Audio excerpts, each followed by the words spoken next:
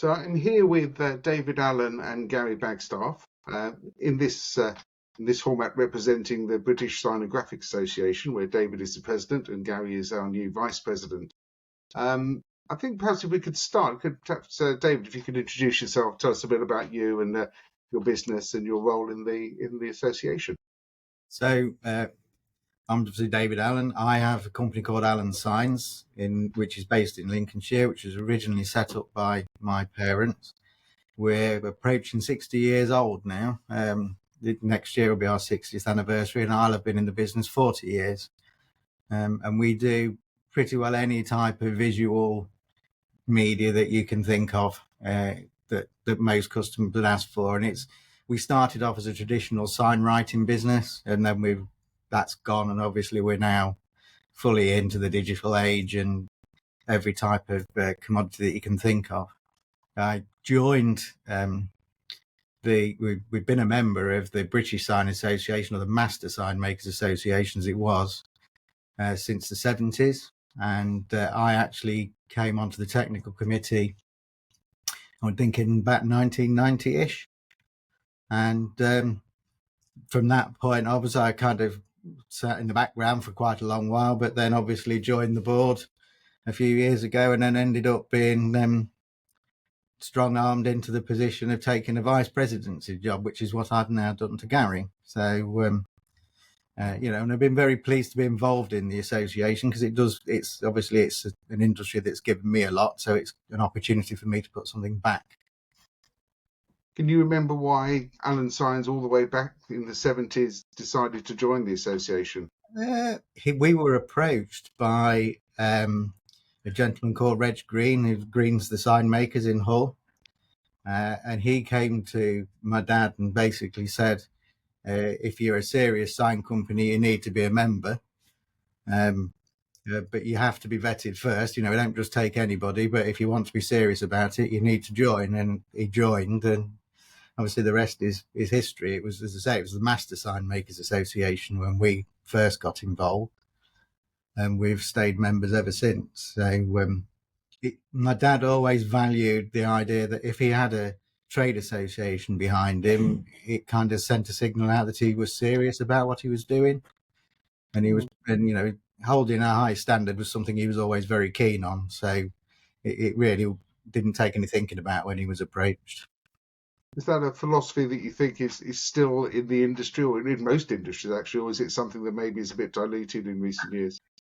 I think certain sign companies will say that it is, and I think they're probably, I'm not going to say the ones that value it are the ones that really want to do decent work and work to a high standard. I mean, yes, there's lots of sign companies out there that aren't members that do good work, but I think if you have the weight of a trade association behind you, part of the community, I'm sure Gary would agree, it's you've got that. Let's talk to Gary, because it's a slightly different organisation, really, which gives a nice comparison. Tell us a bit about yourself and your company, Gary.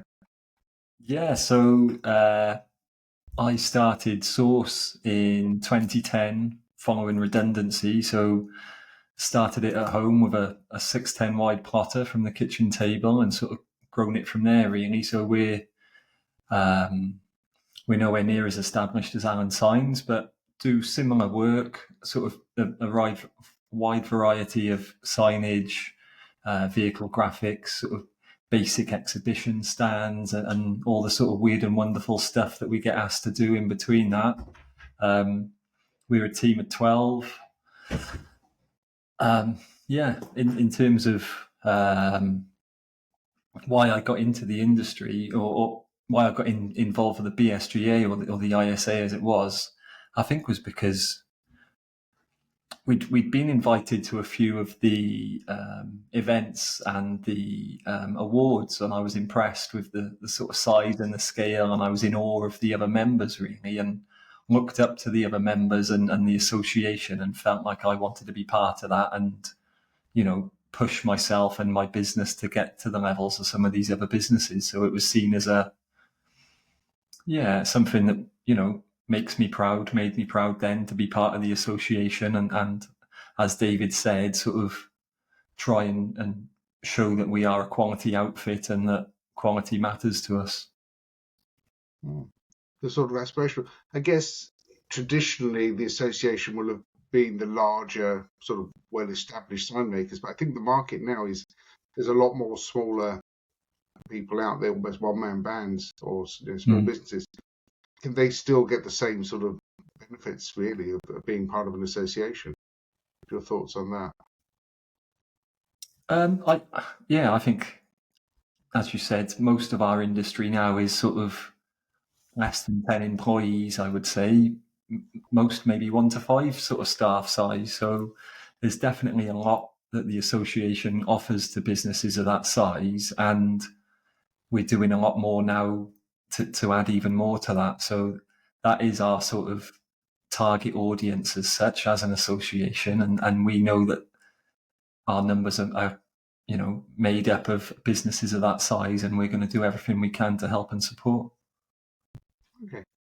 Maybe we'll come to that in a bit more detail in a bit. Can we just briefly talk about what's happened recently with the rebranding back to the BSGA? And that's something that's kind of going through at the moment.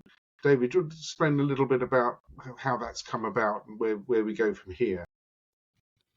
Well, I think when we obviously decided to partner with ISA originally, which seems like a lifetime ago, in sort of 2019, it was sort of sorted. I think we could see that we perhaps needed the scope of a bigger organization to sort of help us leverage some of our knowledge and theirs. But obviously various things have happened since then, and the world looks a slightly different place now. And I think both ISA and us as now the BSGA kind of figured that we were better off if we both sort of concentrated on our own areas. But we've agreed, obviously, that we will still collaborate, because we're collaborating a lot more with UK-based trade associations. And so it was kind of mutually agreed that, we would go back to being called the British Sign and Graphics Association. It felt like the right thing to do. I think they sort of realised that, they've enough to service their own members. And obviously, when you look at the American market compared to our market, it is different. But there are some common things. So where in the future, what we're hopefully going to be able to do is work together in the things that we think will be advantageous to our members. We will hopefully be able to share in. So as we've started the process, obviously, with the change of the logo, but as we go on, Gary and I have got ideas as to other things that we want to do, and we'll focus that more. We'll be able to do that better, because obviously we've only got our own market to think about. We haven't got to think about what our American colleagues would want to do. Well, it does seem to make a lot of sense. So, in terms of the BSGA as it is now, are you able to share some of the sort of the mission and the vision going forward? Whether it's probably changed a huge amount, but what is the sort of message of who you are and what you're about? Are you taking that one, Gary, or do you want me to do it? Maybe we share it, yeah.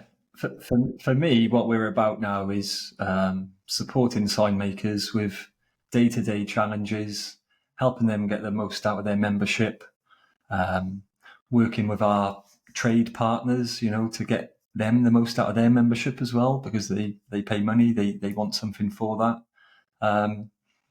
And I guess to improve the knowledge of our members and of the wider industry in terms of what quality looks like, and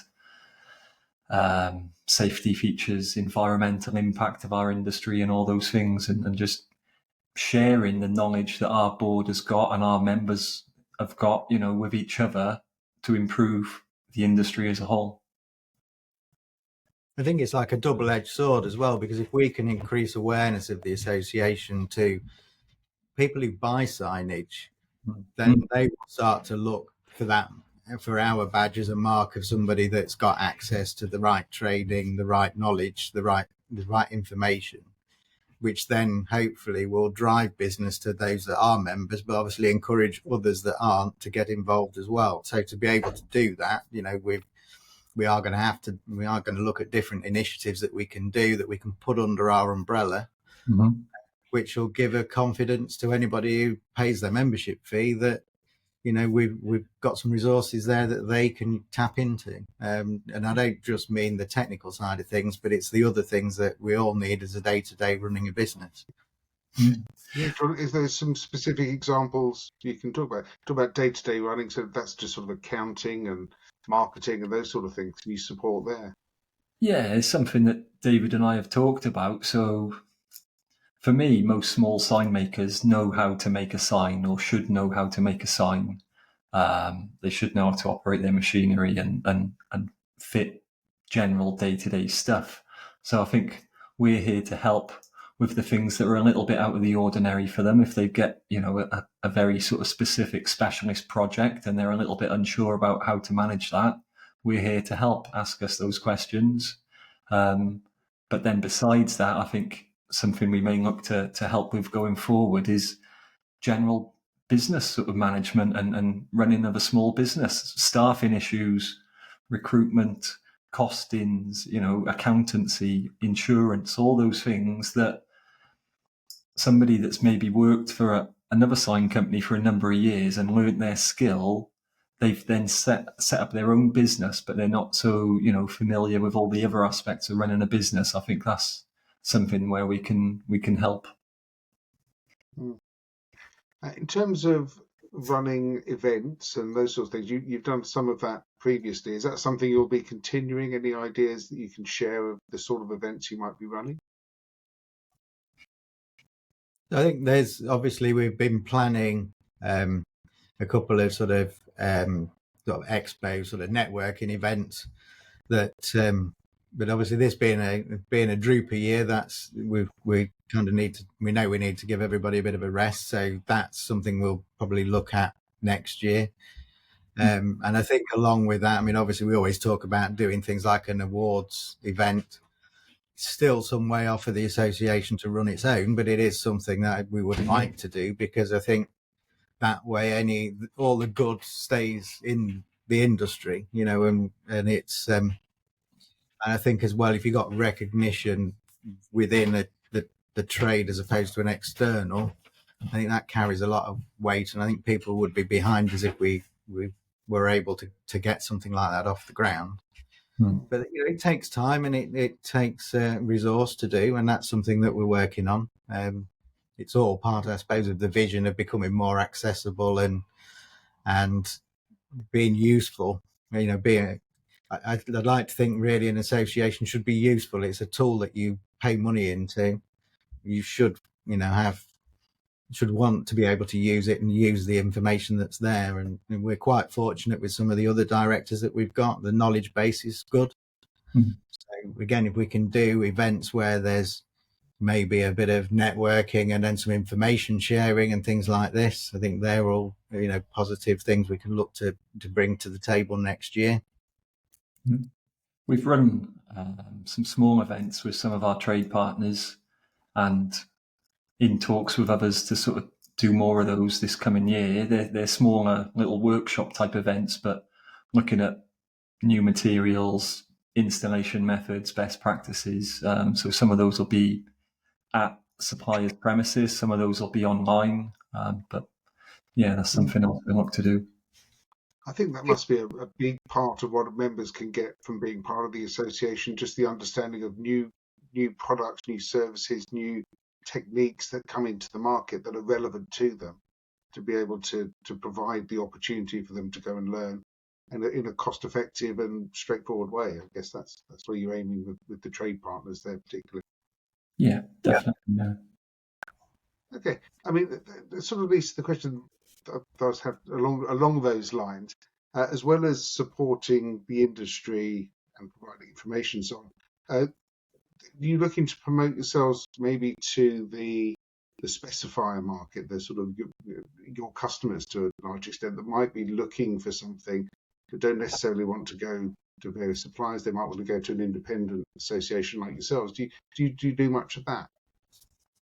So we do have a few members that aren't sign manufacturers or suppliers. They are people who specify. I think we would like to engage more with external